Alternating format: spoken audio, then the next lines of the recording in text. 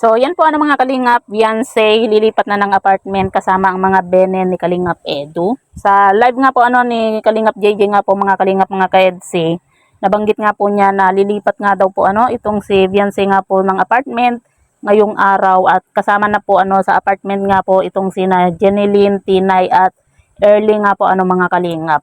Kasi kumbaga parang pinag-isa na lang po sila ng apartment dahil nga po sa kumbaga si Sir Lito at Ma'am Rexy lang din po yung nagbabayad nga po ng apartment po nila Tinay, Jeneline at Early nga po.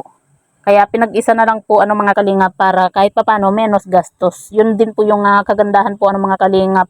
At syempre, lagi na po yan mapupuntahan din po ni Kalingap Edu itong si Beyonce dahil i-vlog po niya minsan yung kanyang mga bene nga po. At maganda na rin po mga kalingap na meron pong kasama itong si Beyonce nga po sa apartment kasi mas mahirap po na walang kasama po itong si Beyonce kung mag-isa lang din po siya sa apartment dahil alam naman po natin yung panahon po ngayon maraming masasamang loob. Hindi natin masasabi yung panahon po na mamaya kapag mag-isa lang po itong si Beyonce sa apartment. Kasi kung maalala nyo po mga kalingap mga ka-EDC yung nangyari dun sa nung nag-OJT po itong si Beyonce, 'di ba? Pinasok po ng masamang loob yung katabing kwarto po ng apartment po ni Beyonce nga po. Kaya yun po yung isa sa kagandahan kung meron pong kasama itong si Beyonce sa apartment, 'di ba? Maganda rin naman po na mag-isa lang po sana itong si Beyonce para makapag-focus po siya sa kanyang pag-aaral, sa kanyang pagre-review. Pero mas okay na rin po na meron pong kasama itong si Beyonce para kahit papaano kapag kayong wala po siyang review, kumbaga meron po siyang nakakatsikahan po meron siyang kakwentuhan bago po matulog, yung mga ganyan. At wag po tayong mag-alala po mga kalingap mga ka-EDC dahil kahit na magkakasama po sila sa isang apartment, kumbaga meron pong sariling kwarto po itong si Beyonce nga po. Kaya makakapag-focus pa rin naman po itong si Beyonce sa kanyang pagre-review nga po kasi solo naman po siya sa kwarto.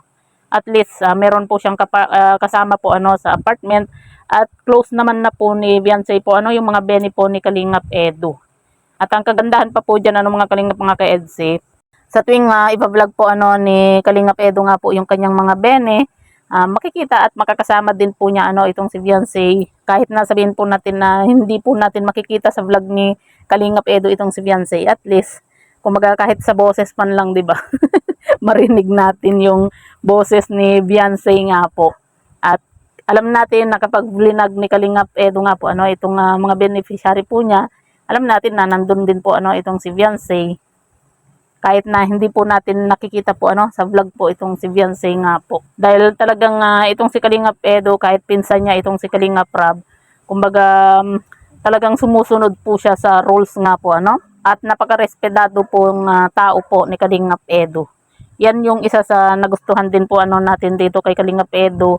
Sa dami nila na K-boys, si Kalingap Edu lang po talaga yung bukod tangi ng yung never na nag-behind the scene, 'di ba? Kahit na minsan sinasabihan na siya ni Kalingap Rab, pero talagang hindi pa rin niya bina-vlog na po itong si Beyonce nga po. Siguro minsan na pag sa vlog, kumbaga pahapyaw lang minsan, 'di ba? Pero hindi siya yung nagba-vlog po minsan. Minsan yung sila sa tawag dito, yung kasama po ni Kalingap Edu.